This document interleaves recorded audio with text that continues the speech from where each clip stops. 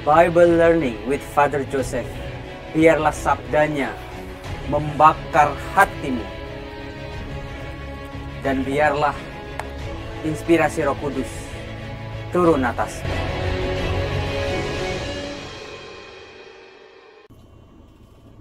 Salam saudara-saudaraku yang terkasih, khususnya rekan-rekan muda. Berjumpa kembali dengan Bible Learning with Father Joseph. Udah baca kitab suci belum teman-teman? Kalau hari gini belum baca kitab suci, wah ngeri. Gak heran kalau hidup kita kadang kosong, hampa, gak berarti. Kita mudah marah, kita mudah kecewa. Dan juga yang paling parah, kita merasa hidup kita gagal, tanpa tujuan. Itu kayak orang berenang di lautan gak pakai pelampung. Terlebih lagi kita gak tahu kita berenang ke arah mana. Lama-lama capek. Nah, kitab suci adalah pegangan kita sekaligus sebuah arah bagi kita untuk mencapai tujuan hidup kita. Banyak orang bilang baca kitab suci itu susah, banyak hal-hal yang tidak dimengerti. Betul, saya tidak mengingkari hal itu. Tetapi daripada kita cari yang susah-susah, lama-lama kita nggak baca, trik dari saya adalah kita cari yang gampang-gampang dulu, cara mudah baca kitab suci. Nah, salah satunya adalah dengan metode atau cara karakterisasi. Karakterisasi itu bukan katerisasi loh guys. Katerisasi itu kalau orang mau periksa jantung, ada sumbatan apa enggak. Tapi kalau karakterisasi adalah fokus pada tokoh-tokoh tertentu dalam kitab suci. Ada 5 langkahnya guys. Yang pertama, kita fokus pada tokoh-tokoh tertentu. Kalau bisa di luar tokoh Yesus atau tokoh Allah dalam kitab suci. Misalnya Petrus, Yudas, Maria Magdalena, atau Abraham, Musa, Rahel, Ayub, Yakub, dan semua tokoh-tokoh yang ditampilkan dalam kitab suci. Yang kedua guys, lihat status sosial tokoh-tokoh itu guys.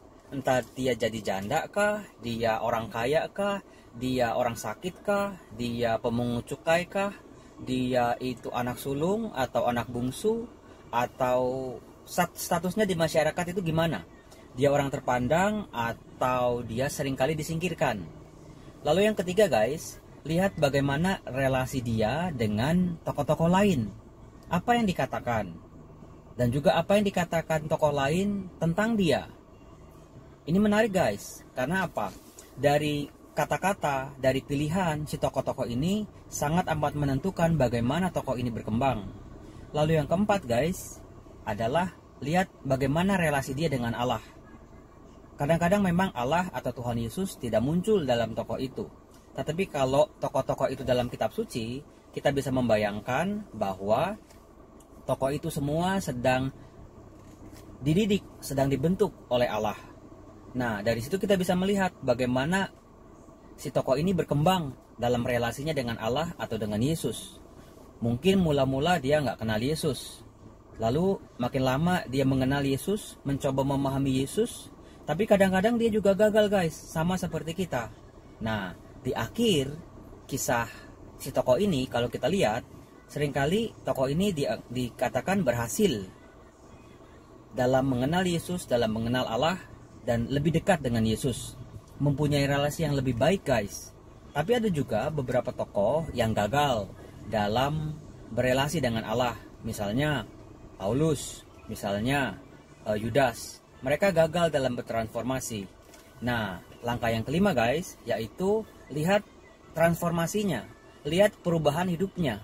Ini yang menarik, ini yang bisa menjadi contoh buat kita semua, bagaimana ternyata orang-orang yang ditulis dalam kitab suci pun bergulat dengan imannya guys, sama seperti kita. Kadang mereka jatuh, kadang mereka terpuruk, kadang mereka itu merasa gagal berkali-kali. Tetapi kuncinya guys, yang membedakan mereka dengan orang kebanyakan adalah mereka tidak menyerah dalam mengenal Yesus, dalam mencintai Allah. Nah, ketika mereka tidak menyerah, mereka akan berhasil keluar sebagai pemenang guys.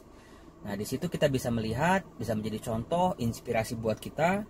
Kadang-kadang kita yang juga gagal dan gagal lagi, ternyata Tuhan itu tidak pernah menyerah buat hidup kita. Tuhan selalu membuat sebuah peluang baru, sebuah kesempatan baru buat kita. Nah, pilihan kita, apakah kita mau mengikuti Allah, kita mau ikut arus transformasi itu, sangat menentukan arah hidup kita guys. Nah, sekian dari saya tentang 5 cara asik membaca kitab suci.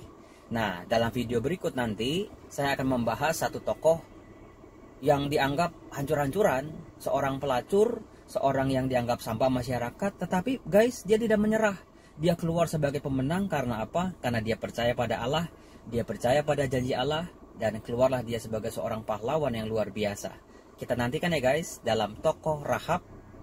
Teman-teman bisa cari sendiri untuk persiapan. Silakan baca tokoh Rahab, seorang pelacur yang menyelamatkan pengintai-pengintai orang Israel. Ada di kitab Yosua guys. Saya tunggu ya. Salam damai sejahtera, Tuhan memberkati.